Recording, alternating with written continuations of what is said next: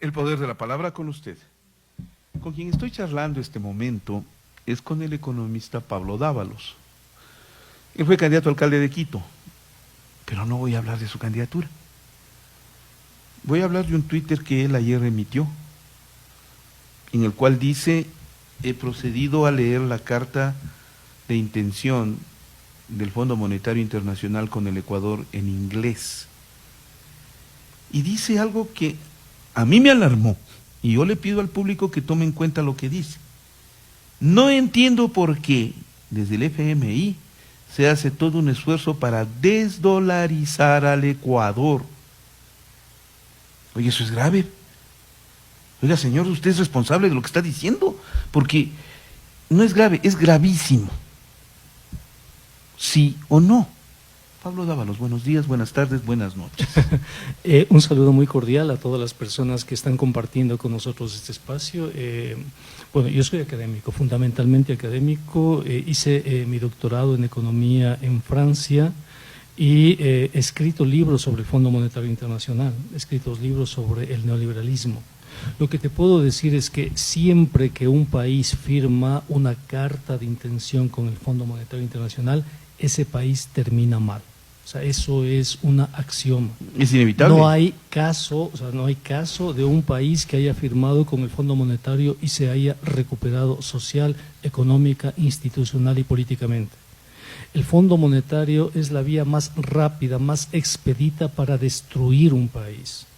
Hay un economista que se llama Joseph Stiglitz, que escribió un libro, Nobel, que además ganó el premio Nobel de Economía, que escribió un libro sobre el malestar en la globalización, y de las 400 páginas de ese libro, las 300 páginas son una crítica al Fondo Monetario Internacional. Ya. Entonces, todos los datos, todos, absolutamente todos los datos, todas las cartas de intención que han suscrito diferentes países del mundo con el Fondo Monetario han implicado una crisis.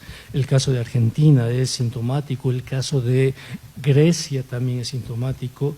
En Europa nosotros tenemos, por ejemplo, Portugal es un país que se negó a firmar un acuerdo con el Fondo Monetario Internacional, le dijo no gracias. Y resulta ahora que Portugal es un ejemplo de recuperación económica, ¿no? Mientras que Grecia, que suscribió con el Fondo Monetario Internacional, hasta el día de hoy no sale de la crisis. Claro. En el caso del Ecuador es la parte preocupante, es tan preocupante porque nosotros, antes de la firma de la carta de intención, teníamos expectativas de crecimiento positivas para este año 2019. Sin acuerdo. Sin acuerdo. El Banco Central… ¿De cuánto era la expectativa? Estaba entre el 1 y el 2%. Ya. ¿No? Positivo. Positivo. La Comisión Económica para América Latina, el Banco Central del Ecuador y cualquier ciudadano puede entrar a la página web del Banco Central, poner expectativas de crecimiento y van a ver que las expectativas de crecimiento eran pequeñas pero eran positivas. Resulta que se firma con el Fondo Monetario Internacional y las expectativas de crecimiento pasan de positivas a negativas. El mismo fondo reconoce que la economía va a decrecer 0,5%, el mismo fondo, es decir, el fondo reconoce en su documento que no vamos a crecer, que la expectativa positiva se transforma en expectativa negativa. ¿Por qué? ¿Por qué el fondo? Porque el fondo plantea desinversión, una desinversión pública fuerte. ¿En qué sectores? En todos los sectores. Plantea, es decir, si el Estado iba a invertir, qué sé yo, en salud, educación, vialidad, infraestructura, ya no va a tener los recursos. ¿Por qué? Porque para el Fondo Monetario le interesa que el Estado, en vez de que el Estado gaste dinero en obra pública, el Estado le sobre dinero para con ese dinero hacer un fondo y pagar la deuda. Y pagarla. Otra vez regresamos a lo que teníamos antes, ¿no? Es decir, el Estado se abstiene de pagar salud, educación, infraestructura, y con esos recursos de los que se abstiene, guarda esos recursos porque dice, fíjate tú lo prudente, solvente que es el país, que ya no gasta tanto y tiene un superávit, les llaman superávit fiscal ellos, ¿no? Entonces guardas esos recursos, claro que le dejas sin al país sin educación, sin salud, sin infraestructura y demás, porque además el Fondo Monetario establece una vía expedita para la privatización de esa infraestructura. Estamos hablando de privatización de eléctricas, telefónicas, carreteras, inclusive la seguridad social. Ya. Pero, a ver, deténgase ahí. No suena coherente, no suena prudente, no suena adecuado que si el Ecuador está tan endeudado, comience a ahorrar para pagar las deudas. Porque de lo contrario, con el tiempo, si nos gastamos todo, no tendremos ni plata para el gasto ni plata para la deuda. ¿O no es así? No es así. Definitivamente no es así. Porque nos vendieron la idea del sobreendeudamiento y ahí viene la parte de la dolarización.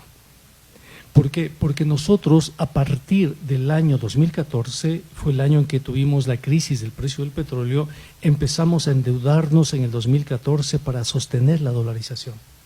No es que antes del 2014 el gobierno se había endeudado, en absoluto. Si tú miras las cifras, por ejemplo, de la deuda, antes del 2014, 2013, por ejemplo, el porcentaje de deuda con respecto al PIB era del 12%, 12-13%. Es en el 2014 que cuando cae el precio del petróleo empezamos a endeudarnos. Por eso es que para el 2015 la deuda ya sube del 12, sube al 25%. ¿Por qué? Porque había que de una u otra manera sostener la liquidez. Ahora viene el Fondo Monetario y te dice stop con la deuda, te dice liberaliza la balanza de pagos. La balanza de pagos es el registro donde constan todos los dólares que entran y que salen, y te produce recesión interna, es decir, te quiebra la economía. Hace que la capacidad de consumo de la población se restrinja al mínimo posible, es decir, el fondo le está proponiendo al país empobrecimiento, eso le está proponiendo. En ese contexto, los empresarios venden menos, los bancos empiezan a acumular cartera vencida porque la gente que contrató créditos para comprarse un auto, una casa, etcétera, resulta que ya no tiene trabajo. No tiene trabajo porque en el sector público le han despedido, no, en el sector privado también le despiden porque los empresarios privados empiezan a ver que disminuyen las ventas. Al disminuir las ventas aumentan sus stocks y no pueden sostener ese volumen de stocks, entonces tienes un proceso de gente que queda mal con su tarjeta de crédito, pues no puede pagar la tarjeta de crédito, queda mal con sus créditos en los bancos, no puede pagar la cuota del auto, la cuota de la casa, etcétera. El banco acumula cartera vencida. Los empresarios ven que las expectativas de crecimiento son mínimas, retiran su dinero, y como este momento se liberaliza la balanza de pagos. ¿Qué significa liberaliza? Que no cuesta nada trasladar recursos desde el Ecuador al extranjero, empieza la fuga de capitales. El momento en que empieza la fuga de capitales, el país empieza a quedarse sin Ahora sí ya lo liquidez. tengo claro. Ahí nomás. Hasta ahí nomás. Con fuga de capitales un país se queda en el desastre. Y eso es lo que el Fondo Monetario y la carta de intención están proponiendo. Entonces ahí le entendí. Eso es la desdolarización. Exacto, desdolarización. Esa es. Esa es. O sea, se llevan todos los dólares y le dejan al Ecuador sin moneda y sin recursos. Pero es más grave porque van a decir, para financiar la dolarización vamos a tener que vender la infraestructura pública. Entonces, si queremos sostener la dolarización, le van a decir al país, no nos queda otro camino que vender las hidroeléctricas, que vender la seguridad social, que vender toda la infraestructura que se construyó en los últimos 10 años. Es una infraestructura que le costó al país como 50.000 millones, pero producto de las circunstancias y la desesperación, la venderán en cuanto de 50 la bajarán a 5, 6, 7 mil millones. Y se llevarán grupos de poder, muchos de ellos adscritos al gobierno. ¿Qué puede pasar en términos formales que en este momento la aceptación de la Carta del Fondo Monetario acepte todas las condiciones? ¿En qué tiempo podría provocarse una desdolarización? Depende, porque la Asamblea tiene que procesar las leyes que hagan posible esta carta de intención, entre ellas por el incremento del IVA, por ejemplo. La Asamblea tiene que incrementar el IVA, me imagino que al 15, al 16%. La Asamblea también tiene que aprobar las leyes de la flexibilización laboral. La Asamblea también tiene que aprobar las leyes, aunque ya están dentro de la Ley de Fomento Productivo, pero se necesitan marcos jurídicos que garanticen la transferencia de la infraestructura pública al sector privado, la figura de las concesiones, ¿no? Entonces, pero el proceso de fuga de capitales da cuenta de que se está incubando una crisis muy parecida al 99 y un escenario que podría, dependiendo de los tiempos políticos, etcétera, darse en 1 año, 2 años, máximo 3. No, pues eso ya está desastroso. Pero mira, eso... Es que no, esperen. Oigan. 2, 3 años. Te comento una cosa. No siga. Mira, en 1994, Dajic firmó una carta de intención. Parecida. Peor, o parecida. Ah. Y recuerdo que en ese entonces, desde el Instituto de Investigaciones Económicas de la Universidad Central, le advertimos a la población que esa carta de intención iba a liberalizar el sector bancario y financiero y eso iba a provocar una burbuja y que cuando esa burbuja se reviente se iba a causar una crisis de graves consecuencias. Uh-huh. Yo escribí un paper en 1995 advirtiendo eso y nadie me hizo caso. 1999 estalló la crisis, ¿no? Porque estaban ahí los elementos para esa crisis y hoy está pasando lo mismo. Entonces, yo quisiera que la ciudadanía sepa que la crisis que estamos viviendo, yo lo anticipé el año pasado cuando dije la crisis inducida. Se están inventando la crisis, están provocando esta crisis. ¿Por qué están provocando la crisis? Porque fíjate tú, no había ninguna necesidad de ir al Fondo Monetario Internacional. No había. El Fondo Monetario te está entregando 4.200 millones, que es exactamente la misma cantidad que perdimos cuando se aprobó la Ley de Fomento Productivo. Perdimos 4.200 millones. Si no se aprobaba la Ley de Fomento Productivo, el país podía recuperar vía impuestos esos 4.000 millones que en este momento el fondo le da en 3 años. El primer crédito de 600 millones, alrededor del 0,6% del PIB, le acaba de dar. No había ninguna necesidad. Y por último, si tenías necesidad de recursos, cuando el presidente Moreno viajó a China, el gobierno chino le dijo, nosotros podemos generar recursos de alrededor de 8.000 millones. No había ninguna necesidad financiera de ir al Fondo Monetario. Entonces, ¿por qué fueron? Fueron al Fondo Monetario, le obligaron al presidente, me imagino, a ir al Fondo Monetario por 2 razones. La primera, para tener el aval político que legitime la privatización. Para decir, nosotros vamos a privatizar, es decir, vamos a transferir riqueza pública a manos privadas, porque el Fondo Monetario nos obliga en la carta de intención. 1. Y 2, vamos a bajar los salarios. Vamos a flexibilizar los salarios, porque eso consta, y lo dice en la primera página del Fondo Monetario, lo dice. Yo le he dicho en el tweet a las personas que les puedo enviar la carta de intención, la versión en inglés. He estado enviando a varias personas que me han pedido. Yo tengo en mi blog personal, que es pablo-davalos.blogspot.com, tengo todas las cartas de intención desde el 82, todas las cartas de intención. ¿Y esta comparada con las anteriores? Es igualita. Pero no puede ser el modelo calcado frente a condiciones distintas. Igualita. Fíjate el error que cometieron y les critica Stiglitz en su libro, que llegaron al extremo los técnicos del Fondo Monetario de suscribir una carta de intención con un país del África y se olvidaron poner copy-paste, ¿no?, en el documento y aparecía el nombre de un país latinoamericano en la carta que firmaba un país africano. Yo suponía que después de todo el desastre al que le llevaron a la economía mundial, el Fondo Monetario Internacional en los 90 y en los 2000, ya se habían calmado. Están peores que antes. Pero no, o sea, no me puedes decir eso. A ver, como decía Einstein, si haces las cosas no esperes resultados de diferentes. la manera igual a la que estabas haciendo, no esperes resultados distintos. Entonces, yo le recomiendo a las personas que me están escuchando que visiten el blog de Pablo Dávalos. Ahí tengo todas las cartas de intención, absolutamente. Le vamos a cobrar por la cuña. Ahora Sí, que andamos necesitando recursos. Para que la gente pueda tener acceso a esos documentos y compare esas cartas de intención con la nueva. Le puedo también entregar esa carta de intención. Y te comento algo. Yo formo parte, soy el creador del denominado Foro de Economía Alternativa y Heterodoxa. Ya. Pero hay otro foro donde están economistas ortodoxos, clásicos, algunos de ellos neoliberales. Eso más suena a iglesia de cualquier tipo. Bueno, te comento eso porque somos economistas de diferentes vertientes teóricas, que vemos de diferentes formas de economía. Te comento esto porque los economistas de este foro ortodoxo, este foro clásico, si tú quieres, también están preocupados por la firma de la carta de intención. También están advirtiendo exactamente lo mismo que hoy te estoy diciendo. Y vamos a hacer una rueda de prensa conjunta la próxima semana para advertirle al país que esta carta de intención nos va a llevar a una crisis de consecuencias muy graves, que hay que parar esta carta de intención. Entonces, estamos en eso. Por eso yo no quería preocuparte en esta entrevista. Pero es que no, o sea, ¿y qué tan inminente es? ¿Qué significó el primer avance, las primeras frases, la presencia del delegado del Fondo Monetario Internacional acá?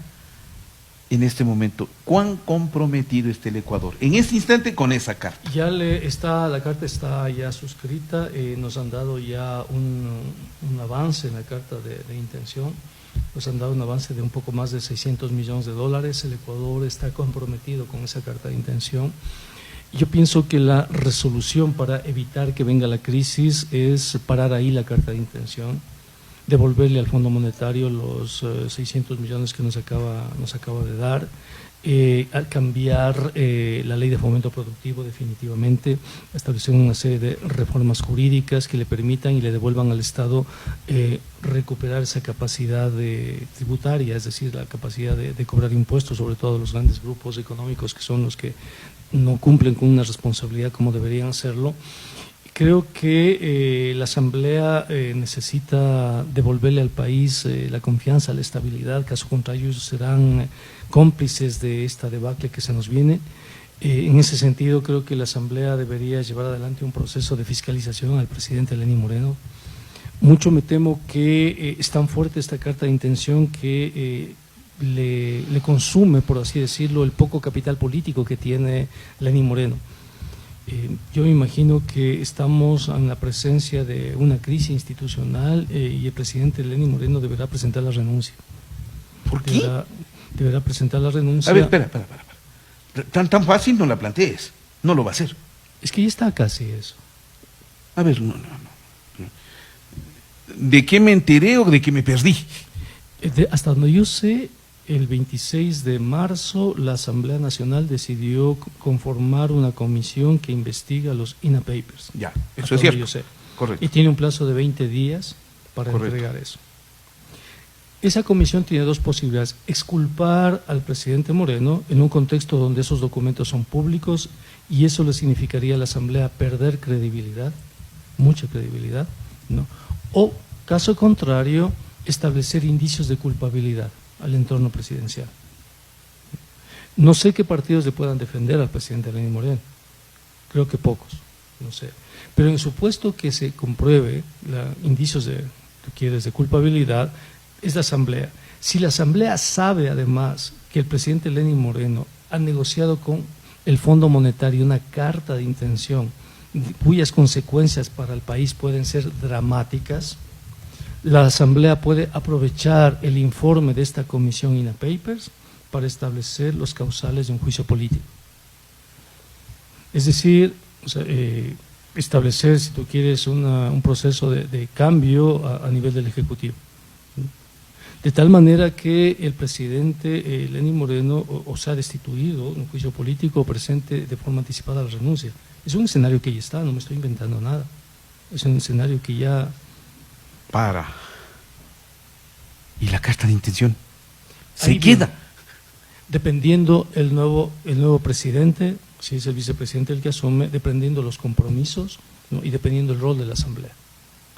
Existe un artículo sobre los tratados internacionales en la Asamblea. La Asamblea puede acogerse a ese artículo, 419, algo así, creo que es ese artículo de la Constitución. Ese artículo de Constitución dice que la Asamblea debe avalar los tratados internacionales, incluso aquellos que afectan al país en materia económica. Es decir, la Asamblea puede jugar un rol todavía, puede jugar un rol. Puede decir, bueno, puede pedir explicaciones al ministro, puede llamar la Asamblea a los integrantes del Foro de Economía Heterodoxa, del Foro de Economía y Finanzas Públicas, para que le expliquen al país y sobre eso tomar decisiones.